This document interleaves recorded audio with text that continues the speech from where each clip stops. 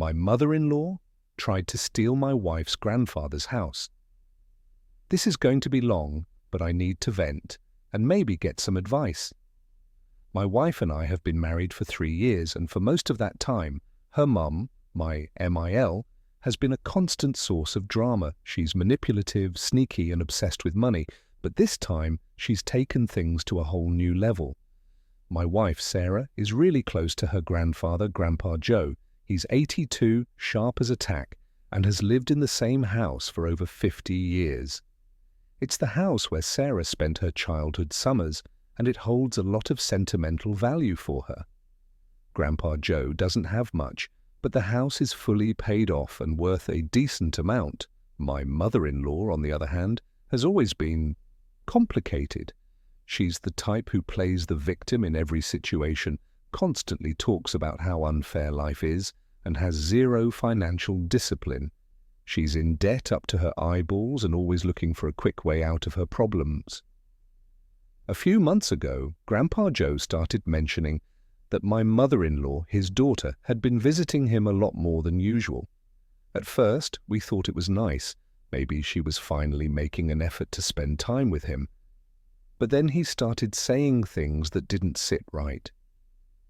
She keeps asking if I have a will, he told Sarah one evening. She wants to know what's going to happen to the house after I'm gone. That immediately set off alarm bells.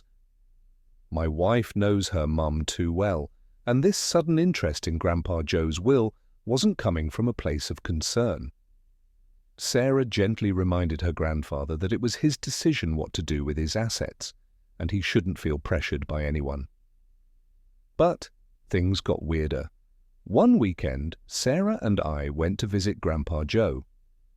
While we were there, he pulled out a folder of documents that MIL had given him. She'd told him they were important and needed his signature right away. Grandpa Joe, being the cautious man he is, didn't sign anything without reading it. When we looked through the papers, our jaws dropped. It was a quitclaim deed, transferring ownership of his house to my mother-in-law. My wife was furious. "Did she explain what this was?" she asked him. "She said it was just a formality," he replied. "Something about making things easier for me if anything happens." Sarah and I spent the next hour explaining what the document really meant. If Grandpa Joe had signed it, he would have essentially handed over his house to Mill with no strings attached. He was shocked and upset. He had no idea she was trying to trick him. Sarah decided it was time to confront her mum. She called Mill and asked her to come over to Grandpa Joe's house. When she arrived, she was all smiles, acting like she hadn't just tried to pull off a massive betrayal. Sarah didn't waste any time. She held up the quitclaim deed and said, "Care to explain this?" Emil's face went pale. "Oh, that? It's not a big deal. I was just trying to help Dad with his affairs. You know how complicated these things can get." "Complicated?" Sarah shot back. "You were trying to steal his house." Mill immediately went on the defensive, claiming we were overreacting and that she had his best interests at heart. She even had the audacity to suggest that Sarah was being ungrateful for everything Emil had done for her growing up. After that confrontation, things got worse. Mill started bad-mouthing Sarah to other family members, painting herself as the victim. She told everyone that Sarah was trying to take control of Grandpa Joe's life and accused her of turning him against his own daughter. Meanwhile, Grandpa Joe was devastated. He couldn't believe his own child would try to deceive him like that. He told us he wanted to cut her out of his will entirely, but Sarah convinced him not to make any rash decisions. "Just protect yourself," she told him. "We'll handle the rest." We decided to take legal action to make sure MIL couldn't pull any more stunts. Sarah and I helped Grandpa Joe find an attorney who specialized in elder law. The lawyer reviewed all of his documents and helped him create a rock-solid will and estate plan. We also set up power of attorney for Sarah, so she could help manage Grandpa Joe's finances if anything happened to him, This way, MIL wouldn't have any loopholes to exploit. A few weeks later, MIL tried one last trick. She showed up at Grandpa Joe's house unannounced with a real estate agent. She told Grandpa Joe she had found a buyer who was willing to pay cash for the house.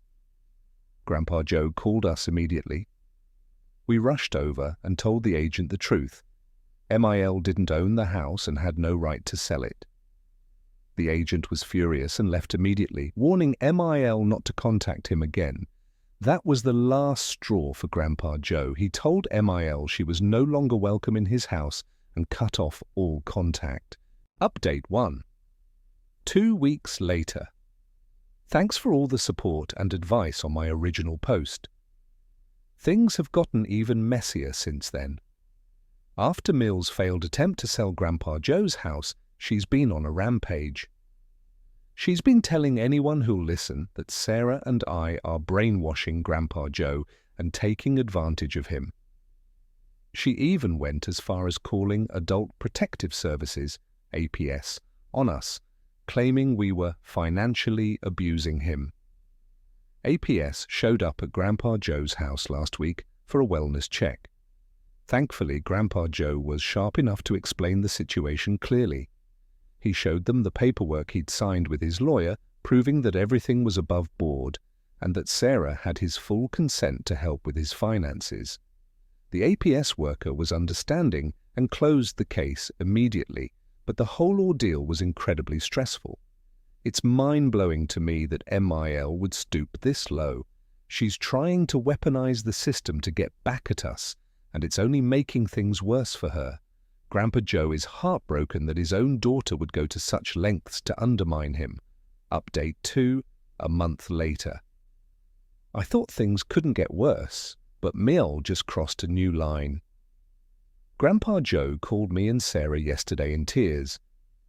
He'd received a letter from a lawyer. Mill is trying to contest the estate plan we set up, claiming that Grandpa Joe was manipulated into signing it. Her argument is that at his age, he's not mentally competent to make those decisions. This is absolutely false. Grandpa Joe is 82, but he's as sharp as they come.